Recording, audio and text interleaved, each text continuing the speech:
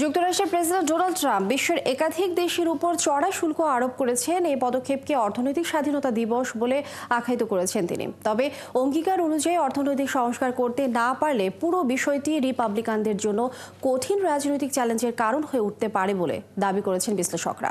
আরও জানাচ্ছেন ঋতু Saha. President Donald ট্রাম্পের সাম্প্রতিক শুল্ক ঘোষণা বিশ্ব বাণিজ্যে বড় ধরনের অনিশ্চয়তা সৃষ্টি করেছে।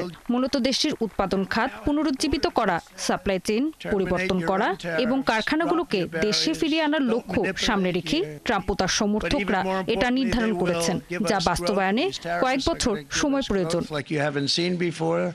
বিশ্লেষকরা বলছেন, দীর্ঘদিন চড়া শুল্ক বহাল থাকলে জনগণের জীবনযাত্রার ব্যয় বাড়বে, আর চড়া শুল্কের প্রতিক্রিয়ায় অন্য দেশগুলো যুক্তরাষ্ট্রের পণ্যের উপর বাড়তি শুল্ক আরোপ করবে।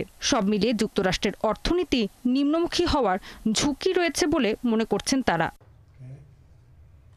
বর্তমানে রিপাবলিকানরা সামান্য ব্যবধানে প্রতিনিধি পরিষদ ও সিনেট নিয়ন্ত্রণ করছে। শুল্ক বিষয়ক ক্ষতির ফলে মধ্যবর্তী নির্বাচনে তারা এক বা উভয় কক্ষের নিয়ন্ত্রণ হারাতে পারে। ফলে সে সময় ট্রাম্প প্রেসিডেন্ট থাকলেও পার্লামেন্টে ডেমোক্র্যাটদের আধিপত্য বাড়তে পারে বলে বলছেন বিশ্লেষকরা। তবে আমদানি পণ্যের ওপর চাপানো শুল্কের বোঝা দিন শেষে বইতে হবে সাধারণ ভোক্তাকেই। সম্প্রতি বার্তা সংস্থা রয়টার্সের এক জরিপে দেখা গেছে ৬২% রিপাবলিকান সমর্থক সহ মোট ৭০% মার্কিনী আশঙ্কা করছেন শুল্কের ফলে নিত্য প্রয়োজনীয় দ্রব্যের দাম চড়া হবে। আমি মনে করি শুল্ক দীর্ঘমেয়াদে আমাদের ক্ষতি করবে, কারণ ভোক্তাদের আরো বেশি মূল্য দিতে হবে। এটা অন্যান্য দেশের সাথে যুক্তরাষ্ট্রের সম্পর্কেরও ক্ষতি করে, তাই এটা সবার জন্য নেতিবাচক হতে যাচ্ছে বলে আমি মনে করি। এভাবে চলতে থাকলে অন্য দেশগুলো যুক্তরাষ্ট্রের সাথে ব্যবসা করতে চাইবে না। আমি এর কোনো ইতিবাচক দিক দেখছি না। আমার মনে হয় এটা কোনো ভালো পদ্ধতি নয়।